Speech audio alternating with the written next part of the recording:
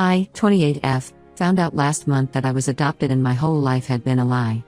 I grew up as an only child with my parents Mark, 58M, and Sarah, 56F, in a fairly normal middle-class household in Michigan. We weren't super rich, but we weren't struggling either. My dad worked as an accountant at a big firm and my mom was a high school teacher. My childhood was pretty good. I had everything I needed, my parents supported my education, and I never felt unloved. Growing up, I always noticed that I didn't look much like either of my parents. They both had blonde hair and blue eyes while I had dark hair and brown eyes. My mom used to joke that I was her mini carbon copy of my grandmother, my dad's mom, who had passed away when I was a baby.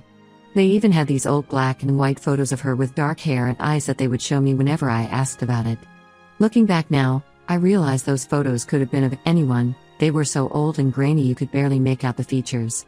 Every time we had biology class in school and learned about genetics, I would come home confused about how I got such different features from my parents. They always had an explanation ready. They said their grandparents had dark features, and these things sometimes skip generations. I believed them because why wouldn't I? They were my parents and I trusted them completely. When I was 16, I had to do a family medical history project for school. My parents were weirdly vague about everything. They kept saying things like our family was blessed with good health and there wasn't much to report. When I pressed for more details, my dad got irritated and said some families just don't keep track of these things. I remember feeling embarrassed in class when I had the shortest family medical history presentation. Last month changed everything. My parents decided they wanted to downsize since they were getting closer to retirement age. They planned to sell our childhood home and move to a smaller condo. Mom asked me to help her clean out the attic since there were decades of stuff stored up there. While she was going through old clothes, I was sorting through boxes of paperwork and photos. That's when I found it, a thick manila envelope stuffed behind some photo albums in a dusty box marked old tax papers. Inside were adoption papers from an agency in California. The papers showed I was adopted when I was 6 months old.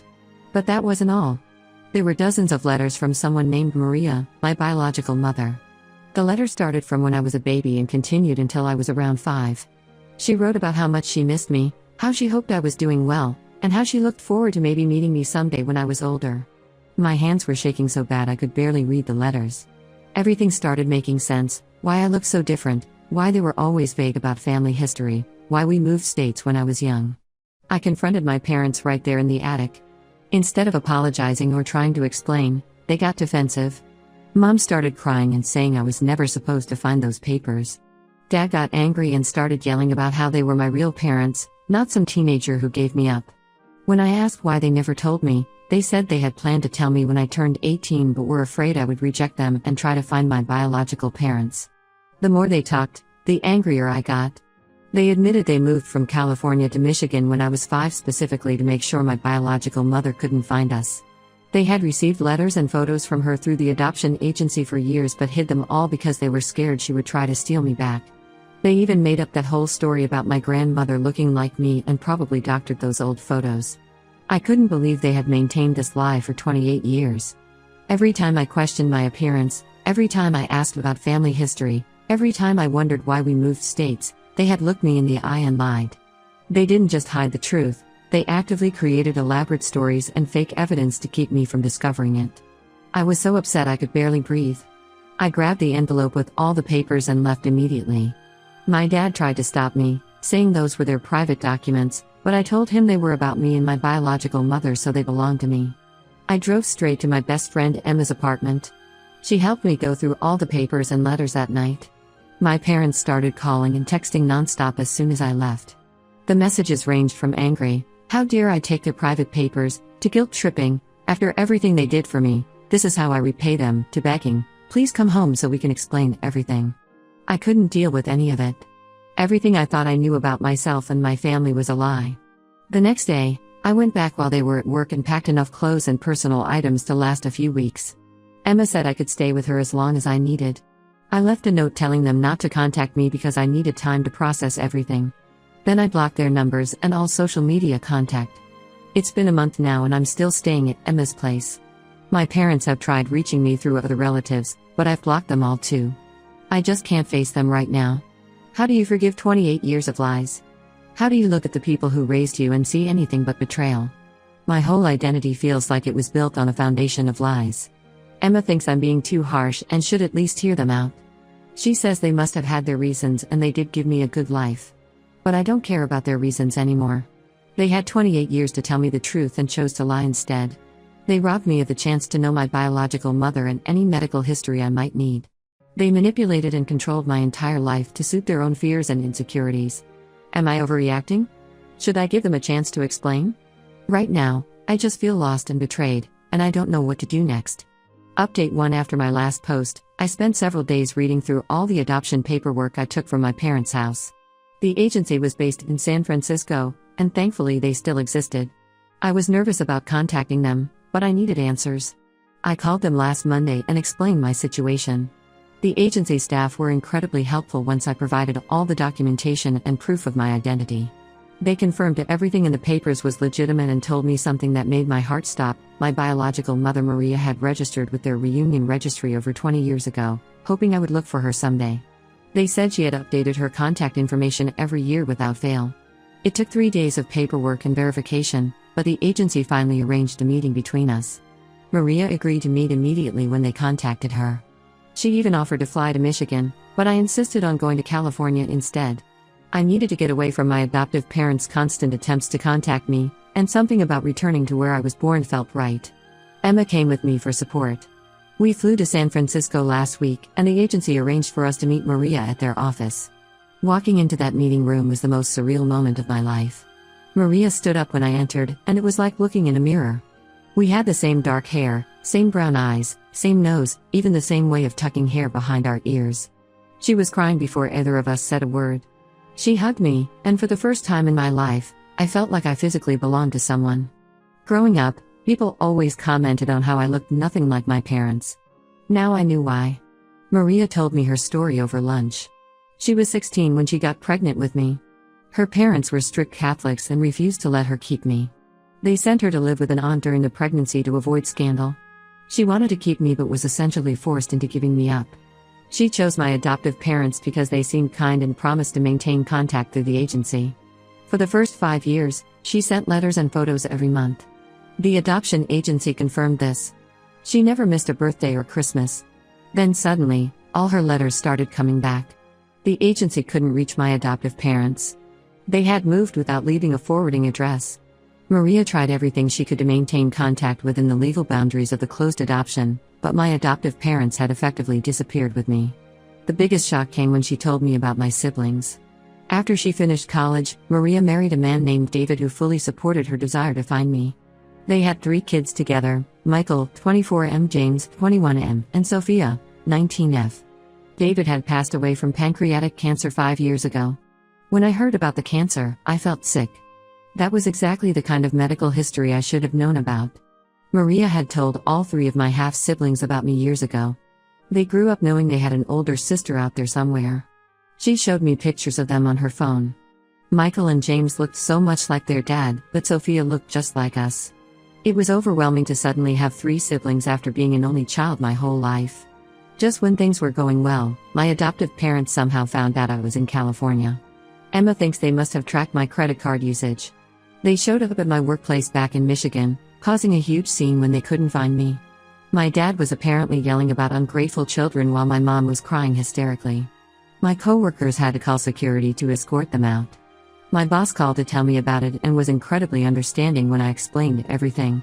She gave me an extra week of emergency leave to sort things out. Their behavior only proved to me that I'd made the right decision cutting contact. They weren't sorry for lying, they were just sorry they got caught.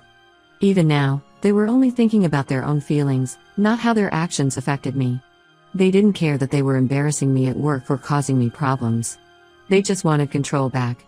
Maria invited me to come stay with her for a few days to meet my siblings. I agreed but insisted on getting a hotel room nearby. It felt too overwhelming to stay in her house right away. Emma had to fly back for work, but she made me promise to call her every day. Meeting my siblings was intense but amazing. Michael is a software engineer and reminds me so much of myself and how he analyzes everything. James is in college studying marine biology and has the same weird sense of humor I do. Sophia is still in high school but she's like a mini-me in personality and looks. They were also welcoming and excited to meet me. The most painful part was going through old family photos at Maria's house. She had kept photos of my siblings at every age, and it hurt to see all the moments I missed. But what really broke me was finding out that she had kept a photo album just for me, filled with all the school pictures and update letters my adoptive parents had sent during those first 5 years. She had treasured those few glimpses into my life while my adoptive parents had hidden all traces of her from me. I'm heading back to Michigan tomorrow. I need to figure out what to do about my adoptive parents and their increasingly erratic behavior. But at least now I know where I came from. I have a whole new family who wants to know me, not control me. Maria gave me her mother's old recipe book and said it was always meant to be mine. It's the first thing I've ever owned that came from my biological family. I don't know what happens next, but for the first time since finding those adoption papers, I feel like I'm not alone. Update 2: Things have gotten so much worse with my adoptive parents since my last update. After I returned from California, they escalated their attempts to contact me. They started showing up randomly at Emma's apartment building, sometimes sitting in their car for hours just waiting. Emma's neighbors got so concerned about the strange car always parked outside that they called the police twice. They also kept coming to my workplace despite the previous incident with security. My boss had to threaten them with trespassing charges. They even somehow got Maria's contact information and started harassing her through phone calls and emails. The adoption agency reported them for harassment after they called the office over 30 times in 1 week demanding information about my meeting with Maria. Last week, I finally had to get a restraining order against them. The judge granted it immediately after seeing evidence of their harassment, hundreds of calls, emails from different accounts after I blocked them, messages through distant relatives, showing up at my workplace and Emma's home. The hearing was awful. My mom cried through the whole thing while my dad tried to tell the judge I was being manipulated by my biological mother. Thankfully, the judge saw through their behavior. But the worst revelation came 3 days ago. My adoptive parents' house finally sold, and they were doing final cleaning before the new owners moved in. My dad's sister Linda called me. She's the only relative I still talk to occasionally because she's been respectful of my boundaries. She helped them pack up the basement and found something disturbing. Hidden behind some old storage boxes was a large plastic tub filled with letters, cards, and photographs. They were all from Maria, sent consistently every year on my birthday and major holidays. The letters dated all the way up to my high school graduation. She had never stopped writing to me like I thought. My adoptive parents had just hidden everything. Linda sent me photos of some of the contents. There were school photos of my half-siblings with notes about how they were excited to meet their big sister someday. There were letters about family medical history, including warnings about the cancer risk from my biological father's side. Maria had even sent handmade birthday cards every year, each one saved with a little note about hoping I'd get to read them someday. My adoptive parents had stolen so much more than I realized. They didn't just hide my adoption, they actively worked to erase any trace of my biological family. All those years Maria tried to maintain a connection, tried to share important information about my siblings and medical history, and they just shoved everything in a box in the basement. I called Maria and told her about the letters. She broke down crying. She had worried for years that something had happened to me because the letters stopped being acknowledged. The adoption agency told her I was alive and well, but she couldn't understand why I never responded to any of her attempts to stay connected as I got older. Now we know, I never even knew those attempts existed. My adoptive parents tried to say they kept everything just in case I ever wanted to know about my biological family. But if that were true, why hide it all in the basement? Why not tell me about it when I found the original adoption papers? Why make up lies about Maria abandoning contact when they had a box full of proof that she never did? I've been spending more time with Maria and my half-siblings. They've been amazing through all of this. Michael even offered to help me set up security cameras at my apartment in case my adoptive parents violate the restraining order. Sophia sends me funny texts every day to cheer me up. It's strange how natural it feels with them, even though we've only known each other for a few months. Linda told me my adoptive parents are moving to Florida next month. Apparently, they finally realized I'm serious about cutting contact. Part of me feels guilty, they did raise me and give me a good life. But every time that guilt creeps in, I remember that box in the basement. I remember all the lies, the fake photos, the made-up stories. I remember them trying to make me feel crazy every time I questioned why I looked so different from them. They had nearly 3 decades to tell me the truth. Instead, they chose to lie and manipulate and control every aspect of my identity. Even now, they're not sorry for what they did, they're just sorry they got caught. If I hadn't found those adoption papers by accident, I might have gone my whole life never knowing the truth about who I am. I have an appointment with a therapist next week. Emma thinks it will help me process everything. I'm still trying to figure out who I am without the lies I was raised on. At least now I have my real family history, even if it came 28 years late. Update 3. It's been half a year since I discovered the truth about my adoption, and life has changed completely. My adoptive parents finally stopped trying to contact me after the restraining order. They sold their house and moved to Florida last month to live near my dad's sister Linda. She told me they bought a condo in a retirement community and are trying to start fresh. Part of me is relieved they're so far away now. The relationship with my biological family has grown stronger than I ever imagined possible. Maria and I talk almost every day, and my half-siblings have become a huge part of my life. Michael helped me find a better job in my field that pays more and even has an office in San Francisco, so I can transfer there if I want to be closer to them. James sends me weird marine biology facts every morning. Apparently it's a tradition he has with all his siblings. Sophia and I have weekly video chat sessions where we just talk about life, and it's amazing how similar we are despite growing up apart. I got married last month to my long-term boyfriend Tom. We had been planning a big wedding for next year, but after everything that happened, we decided to have a smaller celebration sooner. Maria walked me down the aisle, which felt absolutely right. My half-siblings were all part of the wedding party. Sophia was my maid of honor, and watching her give her speech about finally having her big sister in her life made everyone cry. The hardest part was not having my adoptive parents there. Despite everything, they raised me for 28 years. But I couldn't have them there, not after everything they did. Linda came to represent their side of the family, and she understood why her brother and sister-in-law weren't invited. She brought me my grandmother's old pearl necklace as a wedding gift, saying regardless of biology, I was still her niece. Maria gave me a gift that broke me down completely. She had made a photo album of my life from all those letters and photos she'd sent over the years, the ones my adoptive parents had hidden in their basement. She had kept copies of everything. Seeing those photos side by side with photos of my siblings at the same ages was surreal. There was no denying we were family. Some days I still feel sad about losing my relationship with my adoptive parents. They weren't awful people, they gave me a good life and I know they loved me in their own way. But their love was possessive and controlling. They let their own insecurities and fears destroy our relationship. Instead of trusting that I could love both them and my biological family, they chose to build a wall of lies that eventually came crashing down.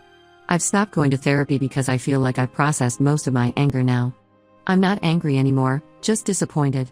They had so many chances to tell me the truth, but they chose lies every single time.